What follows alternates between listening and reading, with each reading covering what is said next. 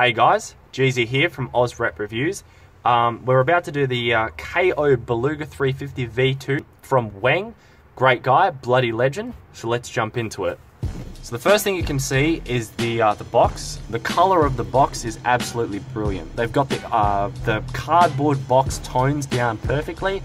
They've done a fantastic job here on the font of the box. The 350 is perfectly centered, looks amazing, and the size is correct. On the boost here, again, correct, looks great. The font is correct. The way that the box looks is correct. However, a few people have been saying that the Adidas logo here is a little bit off center. Me and Keezus have looked at this box up and down, compared it to the retail boxes. We can't see anything wrong with it. From the back of the box here, you can see that the label is correct. Now, it's getting scary what they can do. The font is correct. The little man on the side is correct. The sizing is all correct, and it's in the proper international size, so keep that in mind when you buy. International formatting. The barcode on the back of the box, when scanned, will send you to the Beluga colorway of the Yeezy 350s, and the little PO hashtag with the numbers following is matching on the inside of the tag on the shoe. Now, we'll show that off a little bit later in the video. All right, let's show the shoes off. These things are a fucking bitch to open. Ugh. So the first thing you're gonna notice when you open up the box is obviously the shoes and then the paper that's around the shoes. Now inside the box, they've managed to get the paper correct to retails. They've got the same olive color and it's waxy. It's a little bit scary, the attention to detail that these guys are willing to go to give you the best one-to-one replicas. So when you open up the shoe, the first thing you're gonna notice is you're gonna get a little tag like this. Now these are correct for the most part. The font is correct and what's written on the shoes are correct.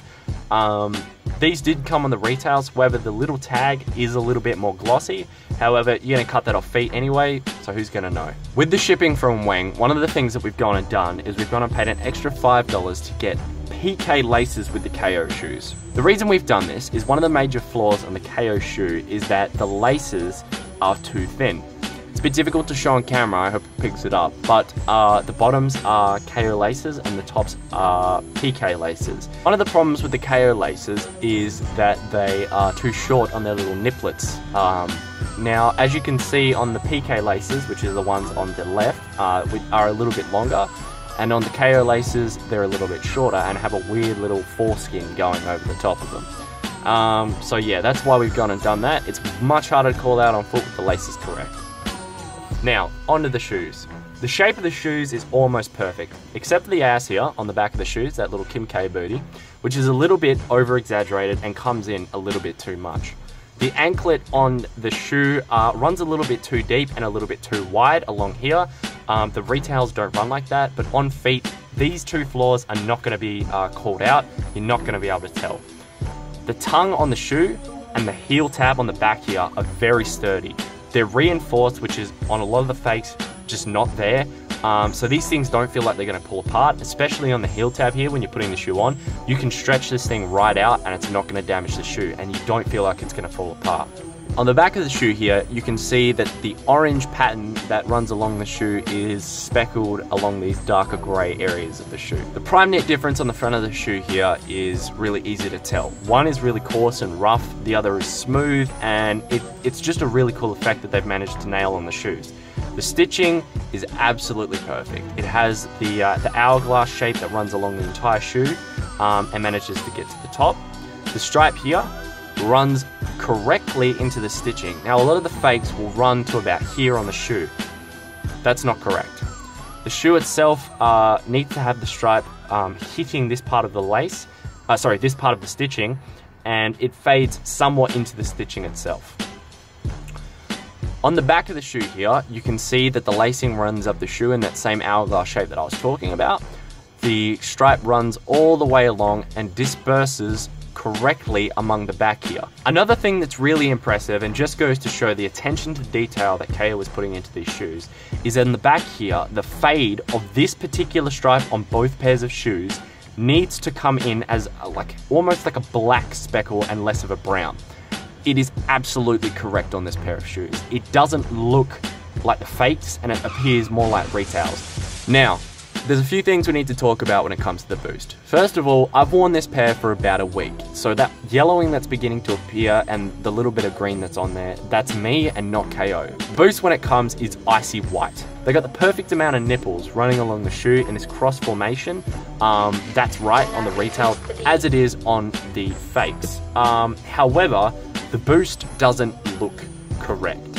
When you first get the Boost on the shoe, it's covered in a film, almost like a plastic, and it will take a few wears for that to rub off. Retail Ultra Boost, which I own a pair, do come with almost like a film on the Boost, but it's not to the same extent that these come with, and it's way too thick.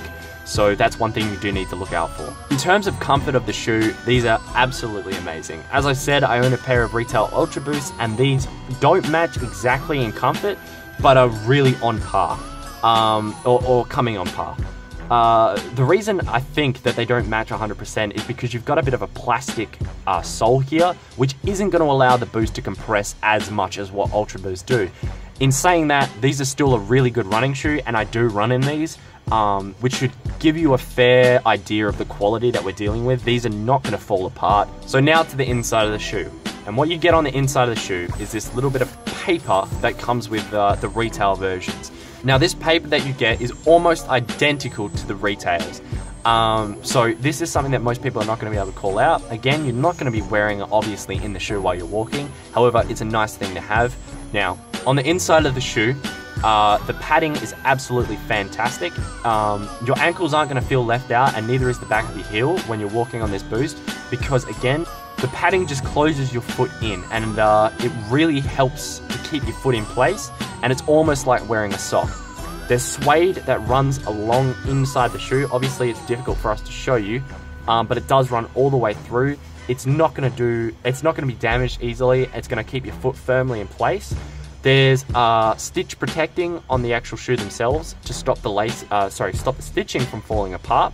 As I've mentioned before, the tag on the inside of the shoe is going to match the shoe box, in the sense that the tag here, it's very hard for me to show this, the hashtag 115-025-35 will match the actual box here on the tag. These shoes do run a half size small, so if you want to get that tight feel, I recommend going true to size, which I have. But if you want a little bit more of a loosey-goosey fit, going a little bit of a half size up is going to do wonders for your feet. Now, the insoles of these shoes are absolutely fantastic. Mine the shit we've got right here, and they run just perfect all the way through. They've even got those little mouse niblets at the top here, which is correct. They will press in a little bit while you're wearing them, but that's bound to happen. However, a flaw of these shoes is just, unfortunately, this rubs off way too easily. That's something that they need to fix, and if you don't want it to rub off, you're going to need to put tape on there. A Redditor suggested that we double tape these up, which we've gone and done, and it stopped the actual color from, stopped the lettering from rubbing off the shoe really well. For the inside of the shoe, the stitching that runs all the way along here is absolutely correct and makes, again, the shoe feel a hell of a lot more sturdy. The Boost windowed through the inside of the shoe, the suede, it looks really, really good. And one of the things that needs to be noted, and KO needs to be congratulated on, is the fact that they've got this retail stability ring running along the shoe.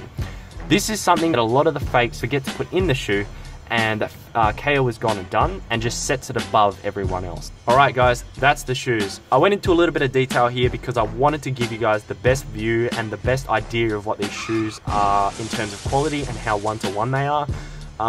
They are absolutely amazing in person, and I really, really recommend getting them. Again, shout out to Weng. Thank you very much for helping us out, buddy. Everyone, please go and find him and use him if you want to get a pair of these.